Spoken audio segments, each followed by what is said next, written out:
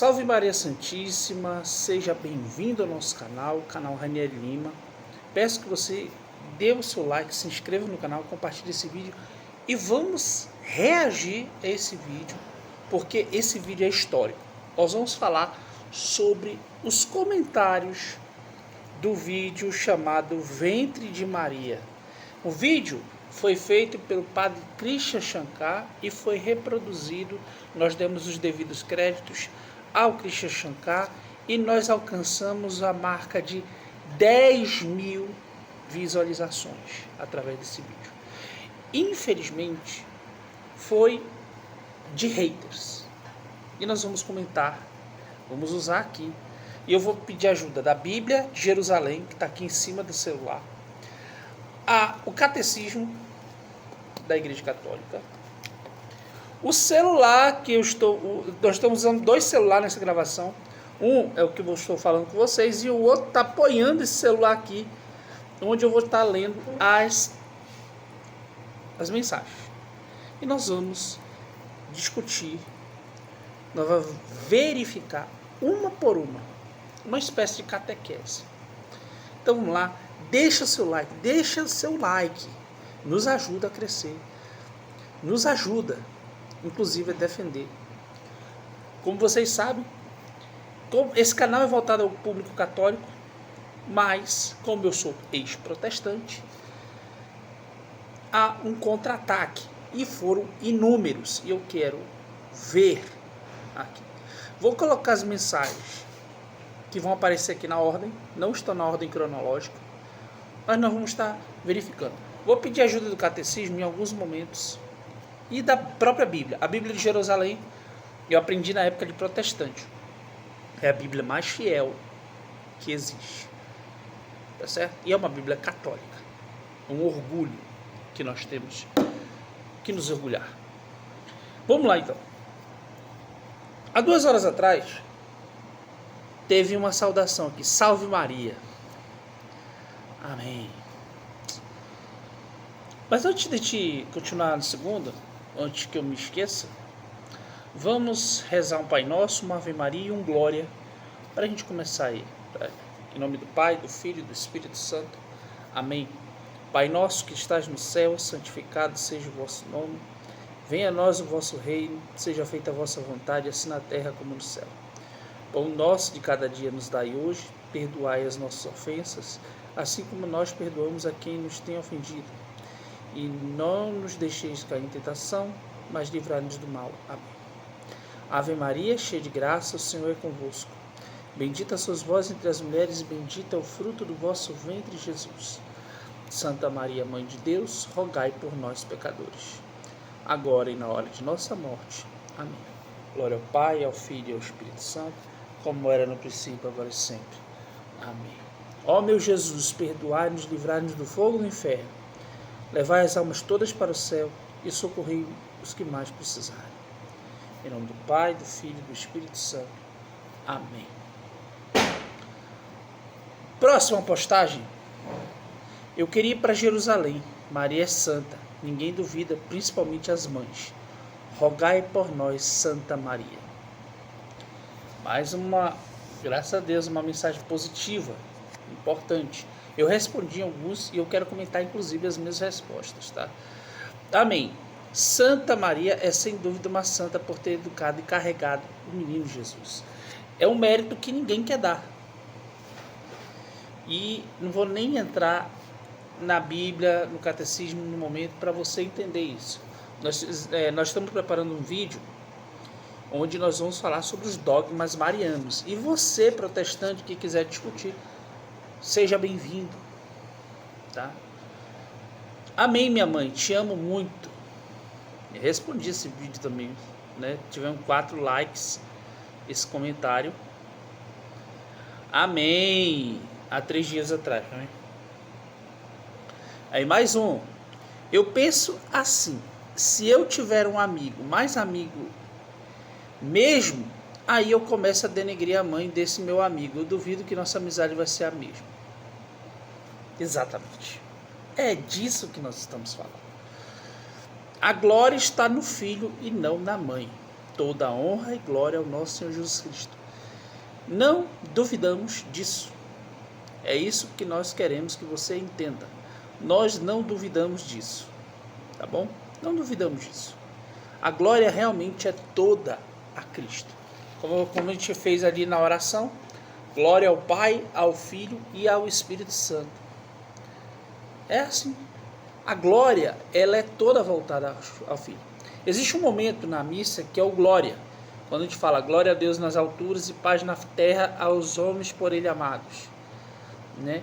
E nessa oração é feita todo um pedido de perdão, uma renovação do pedido de perdão e a exaltação ao Filho de Deus. E é importante que seja isso, porque você está certo. Toda honra e toda glória dada ao Senhor. Só que a forma que você está falando, você cria, na verdade não é você que criou.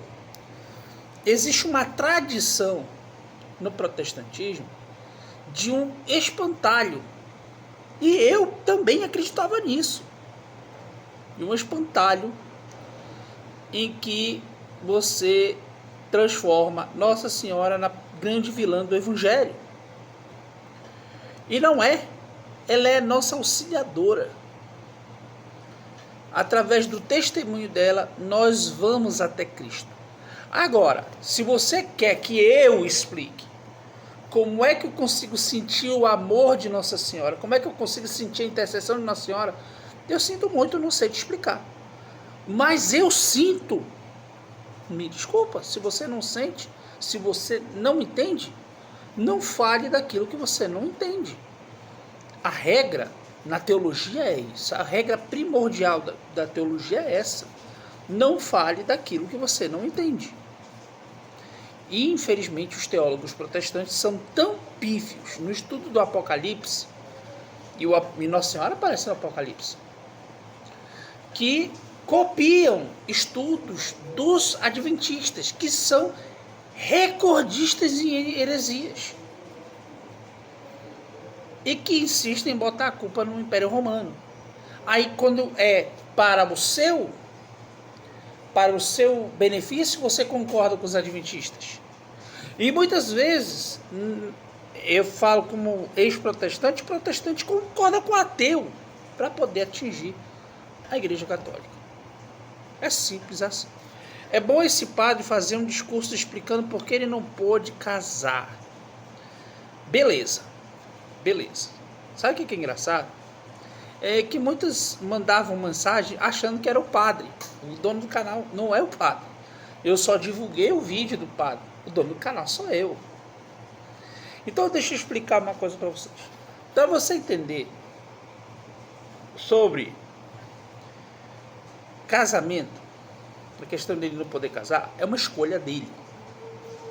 E para ser padre, é necessário que haja esse voto de castidade.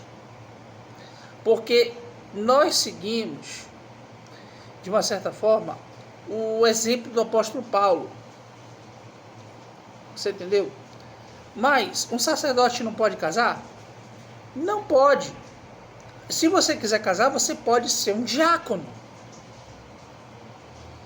O diácono, ele faz quase as mesmas coisas que o padre. Eles têm algumas coisas que ele não pode fazer na missa. Ou seja, por exemplo, na comunhão, na Eucaristia, ele não pode consagrar a hóstia sagrada. Ele recebe, tem muita gente que faz isso, né? Recebe a hóstia consagrada por um padre e ele vai e distribui. Assim como um ministro também distribui. E são pessoas casadas. Agora, qual a necessidade do padre querer ser casado? E você entra numa discussão porque é uma briga dos progressistas. Então você se alia aos progressistas para desmascarar algo que você não gosta.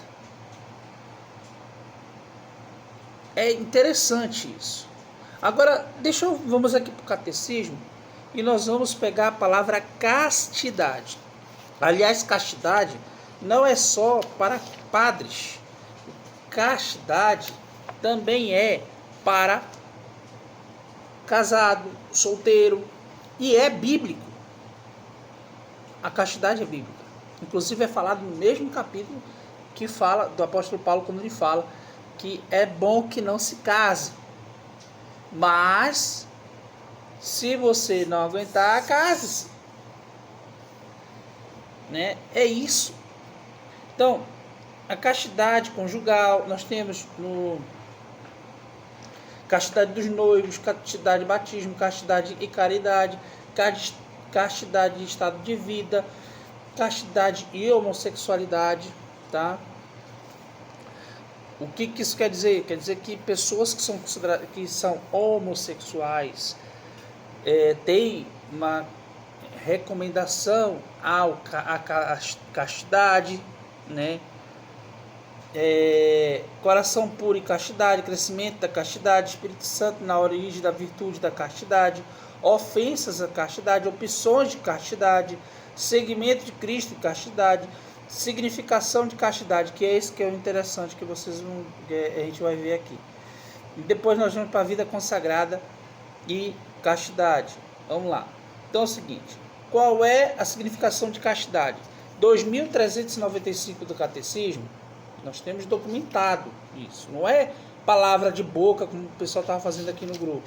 Por isso que a gente trouxe aqui. A castidade significa a integração da sexualidade na pessoa. Inclui a aprendizagem do domínio pessoal. Tá certo? Então a castidade ela é recomendada para todos. Para todos. Tá bom? Então é o seguinte, vamos lá. Vida consagrada e castidade. 915, parágrafo 915 do catecismo. Do catecismo, que ele vai dizer o seguinte. Vou respondendo perguntas aqui, né? Estou esperando aqui o tempo que a minha esposa está grávida e hoje eu não estou trabalhando à tarde porque eu irei para o consultório com a minha esposa na ultrassom, né? E eu precisei me ausentar. A gente precisa de todos os cuidados necessários. Então é o seguinte, os conselhos evangélicos em sua multiplicidade são propostos a todo discípulo de Cristo, como eu já falei. A perfeição da caridade, a qual todos os fiéis são chamados, comporta para os que assumem livremente o chamado à vida consagrada, a obrigação de praticar castidade no celibato pelo reino, a pobreza e a obediência. É a profissão desses conselhos em um estado de vida estável, reconhecida pela Igreja, que caracteriza a vida consagrada a Deus. O estado de vida consagrada, agora no 916, aparece, portanto, como uma das maneiras de conhecer uma consagração mais íntima, que se enraiza no batismo e se dedica totalmente a Deus. Na vida consagrada, os fiéis de Cristo se propõem, sob a emoção do Espírito Santo, seguir a Cristo mais de perto, doar-se a Deus, amado acima de tudo, e procurando alcançar a perfeição da caridade a serviço do reino, significar e anunciar na igreja a glória do mundo futuro. Então é isso. Então, o pessoal vinha perguntando, tem referências bíblicas? O pessoal que é viciado na sua escritura vive falando isso, né? É um vício desnecessário de interpretações errôneas da Bíblia. Então é o seguinte, vamos lá para o pessoal da Sola, né? Aqui nós temos uma série de documentos. Então, mas aqui, se a gente for falar aqui sobre castidade, o que a gente pode ver, existem exemplos na Bíblia de castidade que era feita. Tinha um outro nome. O nome era nazireado, tá certo? Inclusive Jesus era nazireu. Não sei se vocês sabem, Jesus era nazireu. E claro, como nazireu, o nazireu não poderia casar. Foi o grande erro do Sansão. Sansão queria se engraçar, se apaixonou por uma mulher e acabou quebrando um ponto de contato do celibato e, por fim, acabou caindo nos laços de Dalila, tá certo? Então, tem toda uma prerrogativa que a gente precisa observar. É claro que tem a questão do celibato, tá? Celibato que está bem pertinho de castidade, tá bom? Vamos ver aqui. Já falei aqui até inclusive no 915. É a mesma citação que é usada na vida consagrada. Vocação para castidade. Ah, tá. Parágrafo 944. A vida consagrada a Deus caracteriza-se pela profissão pública dos conselhos evangélicos de pobreza, castidade e da obediência em um estado de vida permanente reconhecido pela igreja. Então, esse é o estado de vida consagrada que é exercida pelo padre. Para que o padre, é claro que está cheio de padre falho, concordo, mas não me convém julgar porque não estou aqui para julgar padre, mas que existe uma vocação do padre se colocar na missa in persona Christi, para que as pessoas possam comungar o corpo de Cristo. É muito importante que essa pessoa abra mão de sua própria vida, que é um conselho dado em Lucas 14, 27, e que é passado esse para os padres, para que seja exercido na igreja, para serviço do Evangelho de Cristo. Amém? Então vamos lá. Santo é só Jesus, nem na terra, nem ventre. Acorda. Beleza. Isso aqui é dito por uma pessoa que tem um QI de uma minhoca. Me desculpa. Mas, por que eu falo isso? Porque, mesmo com a essência de Deus, foi usado células de DNA de Nossa Senhora para a composição de Cristo. Logo, se Cristo nasceu de uma mulher pecadora, Jesus também é pecador. Então tem esse mistério. É loucura. É loucura. E tem também a questão contrária. Se o Espírito Santo, que estava dentro da Arca da Aliança de Deus, não descer sobre uma pessoa e não torná-la santa, Deus não tem poder para mudar a vida de ninguém. Então, a partir do momento que você tira a santidade de Nossa Senhora, você diz que nenhum ser humano é capaz de mudar. Que nenhum ser humano é capaz de se regenerar. E é isso que nós lamentamos. Porque isso é a perca da esperança. E existe uma palavra na Bíblia, e não tem nada a ver com isso aqui, mas eu vou dizer aqui, que diz em Jó, deixa eu abrir aqui, Jó, capítulo 14, que diz assim, versículo 6: A árvore tem esperança, pois cortada poderá renascer, e seus ramos continuam a crescer.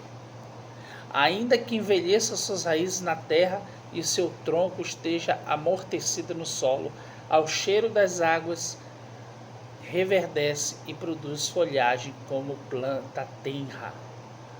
O homem, porém, morre e jaz inerte, espírito mortal, e onde está ele? Então é o seguinte, o rebento de Jessé foi cortado. Inclusive é citado lá em Isaías.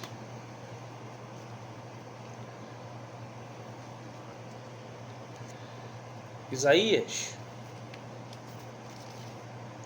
capítulo 11. E aí vamos explicar aos detalhes para você.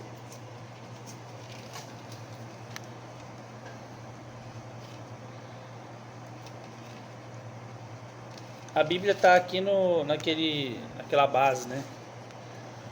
Um ramo sairá do tronco de Jessé, o rebento brotará de suas raízes. Sobre ele repousará o espírito de Yahvé, espírito de sabedoria, de inteligência, de conselho, de fortaleza, de conhecimento, de temor de Yahvé. No temor de Yahvé estará sua inspiração. Ele não julgará segundo a aparência. Ele não dará sentença apenas por ouvir dizer. E aí eu quero compartilhar, que é o seguinte. Como é que funciona esse rebento? O rebento, ele tem uma missão na Terra. E essa missão é levar as pessoas a entrar na perfeição divina. Santo Agostinho, ele coloca que esse foi um ensinamento totalmente embasado por Cristo na forma das bem-aventuranças. E dentro do estudo das bem-aventuranças, aí nós vamos pegar ensinamento de São Bernardo de Claraval e de São Bento, que falam sobre a escada de Jacó. O que quer dizer a escada de Jacó? Quando você vai lá para Gênesis 32, a escada de Jacó, ela é vista como um sinal para que a vida daquele ser humano mude para sempre. E que essa escada de Jacó, a partir da visão de Santo Agostinho, são as bem-aventuranças. E não foi só Santo Agostinho que viu isso, não foi só São Bento que viu. Aliás, São Bento ele disse que para cada degrau que nós subimos para Deus, nós temos que descer em humildade. E tem esse ensinamento. E Santa Teresa d'Ávila também fala sobre isso. Ela fala sobre as moradas interiores, sobre o castelo interior, que esse galgar do ser humano, a busca pelas virtudes de Cristo na sua vida, ela vem para que você encontre Jesus no seu interior. Porque lá em Apocalipse está dizendo, eu estou à porta e bato. Aquele que atender abrir a porta, eu entrarei e cearei com ele e ele comigo. Então, para que isso seja realidade na nossa vida, é necessário. Então, vamos lá em Apocalipse. Vamos lá em Apocalipse. Apocalipse 3:20. E eu quero ler a parte anterior, porque aqui vai dizer o que é necessário para uma pessoa fazer para que seja aberta a porta para o Senhor.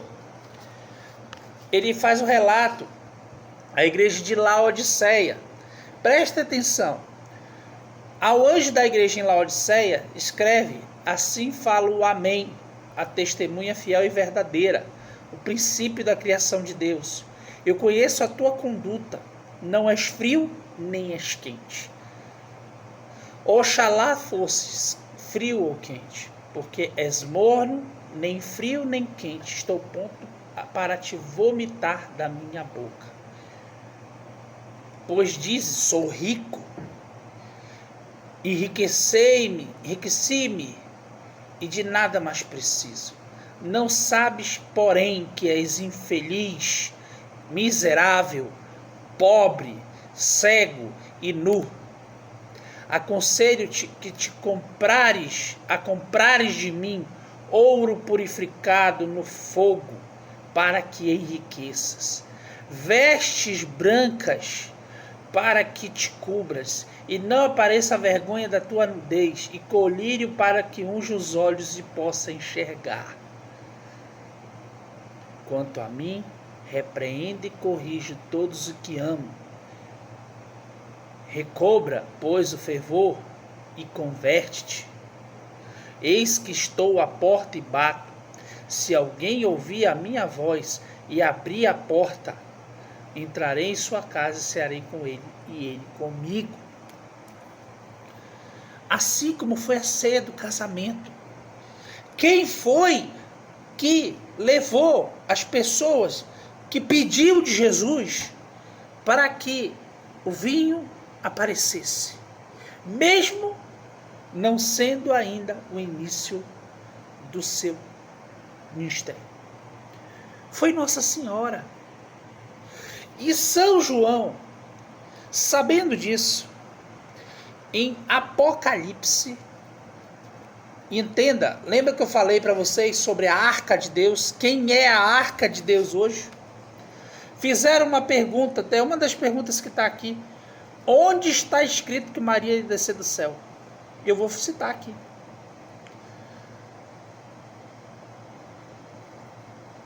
Apocalipse.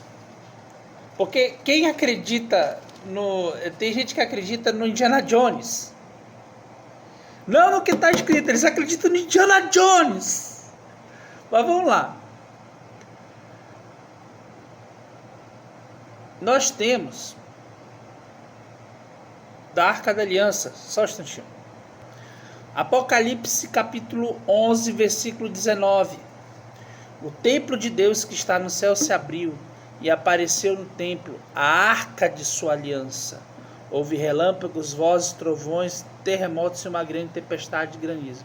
E claro, tem gente que está dizendo que eu vou estar forçando a barra. Mas vamos seguir logo adiante, poucos versículos depois.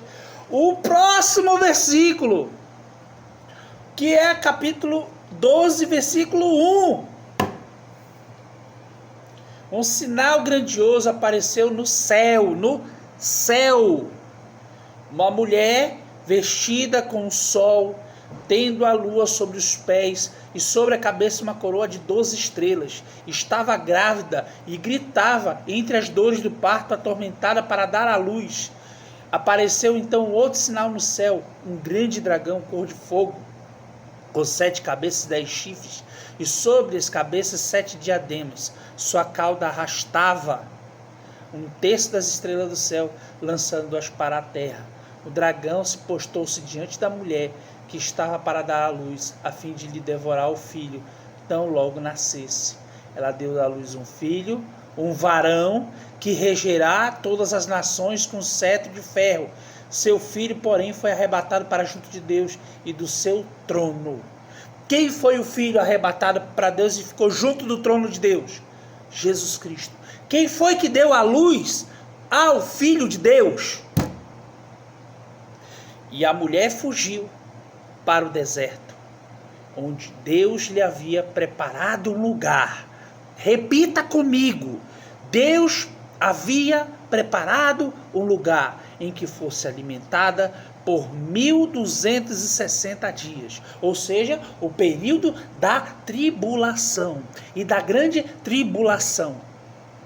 Houve então uma batalha no céu. Miguel e seus anjos guerrearam contra o dragão. O dragão batalhou juntamente com seus anjos, mas foi derrotado e não encontrou mais lugar para eles no céu.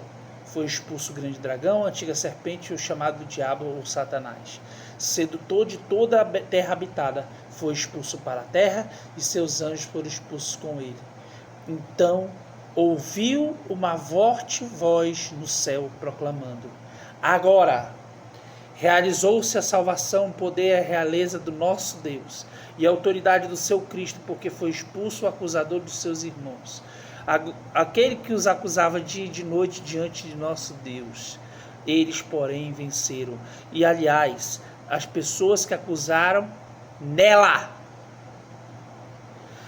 eles, porém, venceram graças ao sangue do Cordeiro. Não é por causa de Maria que houve a vitória, é pelo sangue do Cordeiro e pela palavra do seu testemunho, pois desprezaram a própria vida até a morte. Por isso alegrai-vos céus e vós que habitais, ai da terra e do mar, porque o diabo desceu para junto de vós, cheio de grande furor, sabendo que lhe resta pouco tempo. E quem vai ficar? Quem vai ficar é o pessoal que ficou perseguindo Nossa Senhora. Simples assim. É óbvio, é óbvio. A Bíblia, como vocês dizem, não mente. Não mente. E o que acontece com a mulher? Ao ver que foi expulso para a terra, o dragão pôs-se a perseguir a mulher, que lhe dera à luz o filho do varão. Ela, porém, recebeu 2 asas da grande águia para voar ao deserto, para o lugar que, longe da serpente, é alimentada por um tempo, tempos e metade de um tempo. A serpente então vomitou água como um rio atrás da mulher, a fim de submergi-la. A terra, porém, veio em socorro da mulher. terra foi ao socorro da mulher, a terra abriu a boca e engoliu o rio que o dragão vomitara. Enfurecido por causa da mulher, o dragão foi então guerrear contra o resto dos seus descendentes, que observam os mandamentos de Deus e os mantêm o testemunho de Jesus. Testemunho de quem? De Jesus. Os que seguem a mulher observam os mandamentos de Deus e mantêm o testemunho de Jesus. Glória a vós, Senhor. Está escrito na Bíblia e eu quero ver vocês rebater. Não adoramos Maria. Nós a amamos porque é nossa mãe. Ninguém adora a mãe. Na verdade, adoram os protestantes. Transformaram o preceito de honra a teu pai e tua mãe numa idolatria. Eu vi com os meus olhos. Não preciso de ninguém me dizer. E aí tem uma citação bíblica aqui de um. Não a nós, Senhor, não a nós, mas ao teu nome dá glória por causa da tua benignidade e da tua verdade. Porque dirão as nações, onde está o teu Deus? Porque o vosso Deus está no céu, fez que tudo que lhe aprouve. Os ídolos deles são prata e ouro, obras das mãos dos homens. Tentam encaixar os santos, que são para nós exemplos de fé, por causa de um ou outro vendido pela TV Globo, porque o pessoal passa mais tempo na TV Globo do que orando, para ver uma televisão difamar a imagem da Igreja Católica. E eles acreditam nisso como a verdade suprema do universo. O que a Rede Globo fala, e não os estudos teológicos, a patrística. Nunca folhearam uma página da patrística. Nunca estudaram a história da igreja. Nunca estudaram a sucessão apostólica de Pedro até Francisco. Nunca estudaram. Nunca estudaram. E abrem a boca e ficam repetindo que nem papagaios uma coisa que o pastor lá da igreja deles falou. Usando o Salmo 115, poderoso Salmo 115, para derrubar os idólatras. E aqui fala de deuses. E enquanto a Igreja Católica separam homens, como vocês estavam falando, que não se casam, pessoas que do berço se dedicam a viver uma vida no Evangelho de Cristo, na Igreja Evangélica, qualquer ex de alguma coisa vira pastor. E logo vira o dono da verdade. Sem estudar teologia. Para que teologia? É só repetir os mesmos jargões.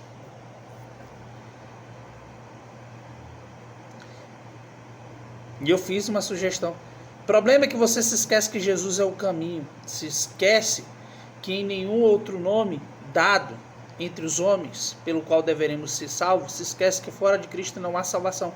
Beleza. Mas aí vamos voltar para a Bíblia.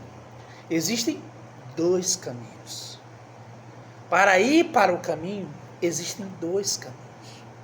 O caminho da porta larga, cheio dos coaches, cheio das campanhas de oração, e o caminho apontado por Nossa Senhora, que leva o ser humano até Jesus. E não é fácil. Não é fácil. Por isso que ela é chamada de nossa auxiliadora. Mas Maria continuou sendo virgem depois de Jesus nasceu? Sim, continuou. Ah, mas está lá escrito na Bíblia sobre os filhos de Maria. É? Já procurou estudar o contexto? E se Maria tivesse filhos, por que ela foi morar com o apóstolo João? Por que Jesus... E foi o relato do próprio João. Por que Jesus falou: filho, eis a tua mãe. Mãe, eis o teu filho. E a partir daquele momento, todos nós, discípulos de João, discípulos do Apocalipse, que João escreveu o Apocalipse, somos filhos de Maria.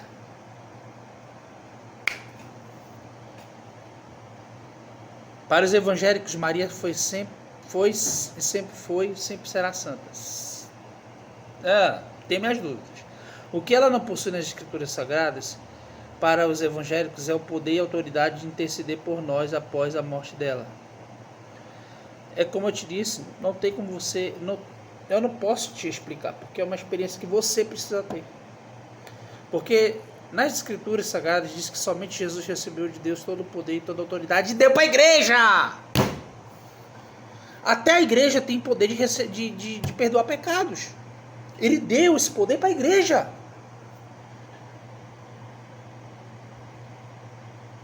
Meu Deus! Meu Deus do céu, meu Deus do céu. Deus entregou esse poder para a igreja. Está escrito lá em Mateus 10, em Lucas 10. Mano do céu! E para quem ele falou? Apacenta a minha igreja. Lá em João capítulo 20. Para quem que ele falou? Para quem? Para João.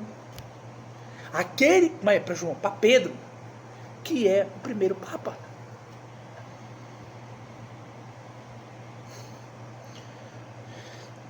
O vídeo vai ficar longo, cara.